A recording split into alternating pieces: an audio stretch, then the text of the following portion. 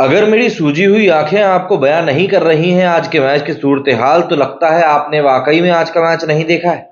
मतलब आज के मैच से अगर मैं रयान पराग 2.0 की पारी को हटा दूं, तो आज के मैच में शायद कोई तड़का था ही नहीं।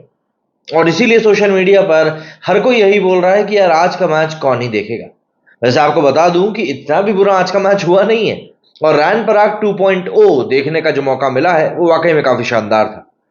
असम से आने वाले इस बैट्समैन का डोमेस्टिक सीजन आज बहुत ही शानदार गया, और शायद उसी डोमेस्टिक सीजन ने कॉन्फिडेंस दिया रयान पराग को कि वो आईपीएल में जाकर भी अपने आप को इस तरीके से एक्सप्रेस कर सकते हैं। देखिए, जब किसी खिलाड़ी में नेचुरल टैलेंट होता है ना, तो अक्सर ये होता है कि उसको रास्ता देखने के लिए वो शक्ति नहीं होती। ऐसा हमने रोहित शर्मा के भी केस में शुरुआत में देखा था, जो कि बाद में उनको समझ में आ गया, और शायद ऐसा लगता है रयान पराग को भी अब चीजें समझ में आने लगी हैं।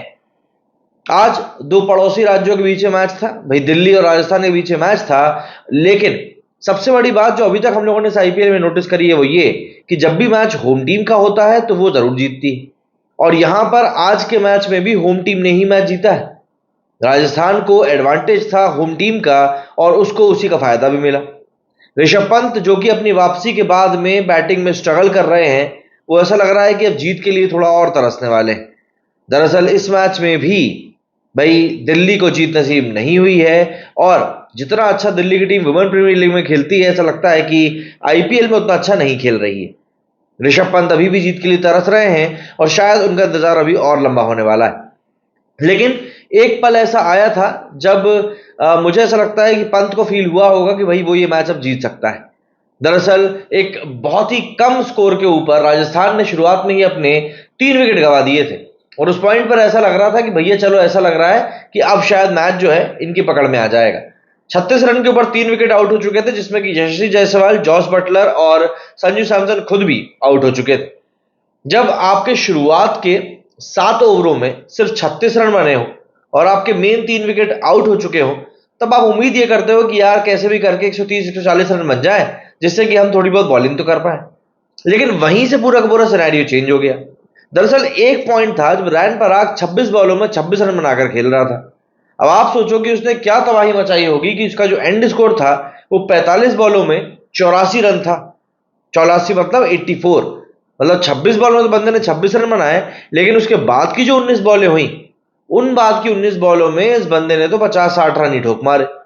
और देखिए, एक खिलाड़ी का जो कॉन्फिडेंस होता है वो वाकई में बहुत ज्यादा मैटर करता है, और इस समय रयान पराग उसी कॉन्फिडेंस के ऊपर सवार है। पिछले 2-3 सीजन में रयान पराग का काफी ज्यादा क्रिटिसिज्म हुआ था, और ऐसा लगता है कि इस बार उन्होंने अपनी चीजों को समझ लिया है, पहचान लिया है, और यही कारण है कि अब वो इतने कॉन्फिडेंस के साथ में परफॉर्म भी कर पा रहा है। अगर मैं बात करूं यहाँ पर इनिंग की, तो यहाँ पर बैटिंग करने उतरी थी पहले राजस्थान रॉयल्स। जैसा कि मैंने आपको बताया, जायसवाल, बटलर और सैमसन तीनों ही बहुत सस्ते में पड़ गए। यहाँ पर जायसवाल ने 7 बॉल में 5 रन बनाए, जॉस बटलर ने 16 में 11 बनाए, और सैमसन ने 14 में 15 बनाए। जायसवाल के साथ में क्या दिक्कत हो गई समझ में नहीं आ रहा है, बंदा अपना टेस्ट सीरीज का फॉर्म यहाँ पर कंटिन्यू कर नहीं पा रहा है। हालांकि जायसवाल ऐसा खिलाड़ी है कि वो कभी भी फॉर्म में चटक कर आ सकता है, और फिर आपका जो मैच है वो आपकी झोली में जाना तय रहेगा। ठीक है भैया, इसके बाद कंट्रीब्यूशन आने शुरू हुए।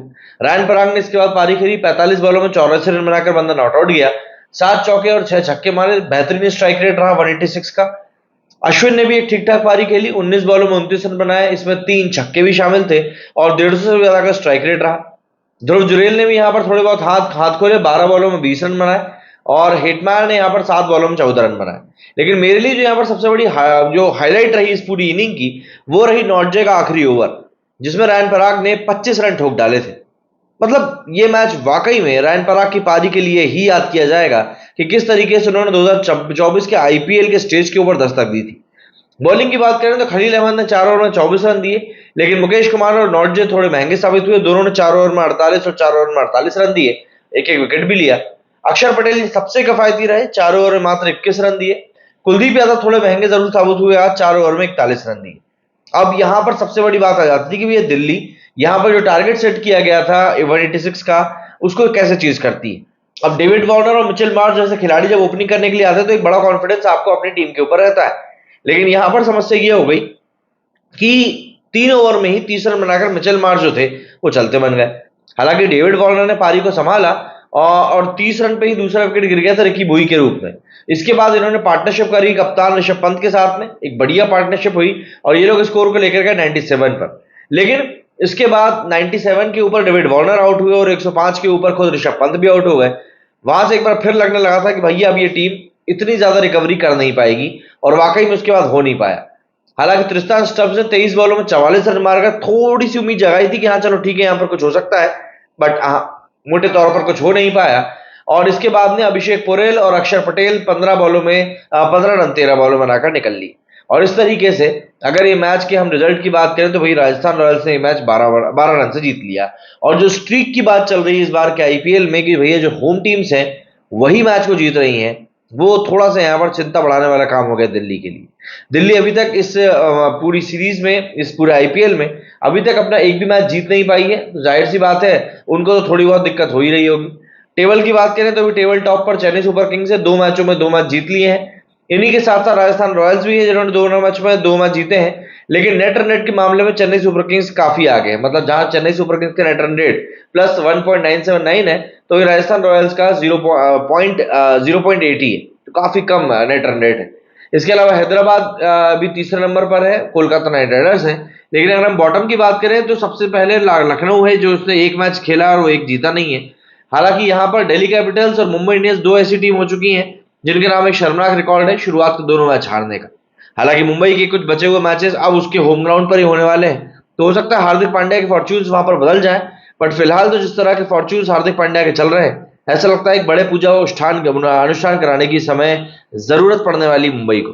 खैर, आज का मैच काफी बढ़िया इस लिहाज से रहा कि रैन पराग का एक पूरा बदला हुआ स्वरूप हम लोगों को देखने के लिए मिला। जो पावर हिटिंग हुई रैन पराग की तरफ से वो देखकर भी काफी अच्छा लगा। बल्कि कई सारे बड़े दिग्गज क्रिकेटर तो ये तक बोल रहे हैं कि रैन पराग अगर इसी फैशन में कंटिन्यू करते हैं तो आने वाले समय में ये बंदा इंडियन टीम के लिए जरूर खेल सकता है। इरफान पठान ने तो यहां तक कह दिया कि भैया बस 2 साल की बात है, 2 साल में आप रैन पराग को इंडिया खेलते हुए देखेंगे।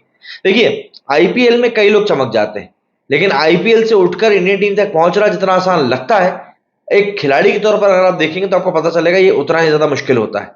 एक जगह पर आपको 40-50 हजार दर्शक बैठकर देख रहे हैं, लेकिन दूसरी जगह आपको कुछ समझ में ही नहीं आता। तो यहां पर चीजें थोड़ी सी बदलने लगती हैं, और मुझे ऐसा लगता है कि खिलाड़ियों को ऐसे सिचुएशन से कोप अप रहने के लिए खुद में तैयार भी रहना चाहिए। इंडियन क्रिकेट टीम एक पूरी अलग तैयारी वाली काम होता है, जहां पर कि अगर आपको सिलेक्शन मिला है तो फिर आपको अपने आप को वाकई में एक प्रिविलेज खिलाड़ी समझना चाहिए। और अगर आप ऐसा नहीं कर रहे हैं तो स्वाभाविक सी बात है, समस्या तो आपको कहीं ना कहीं होनी है। अब यहां पर बात यह है कि राजस्थान रॉयल्स जो है वो भले ही अपने शुरुआत के 2 मैच जीत चुका हो, लेकिन उसका अभी भी नेट रन रेट काफी कम है। वहीं अगर हम बात करें दिल्ली कैपिटल्स की, मुंबई की, तो ये अपने शुरुआत के 2 मैचों में से दोनों हार चुके हैं। तो यहां पर उनके सामने भी सबसे बड़ी चुनौती ये होगी कि आखिर अभी कमबैक कैसे करते हैं। क्या कुछ कहना आप लोग इस बारे में कमेंट करके जरूर बताइएगा। मेरे इस वीडियो फिलहाल इतना ही। जय हिंद, जय भारत।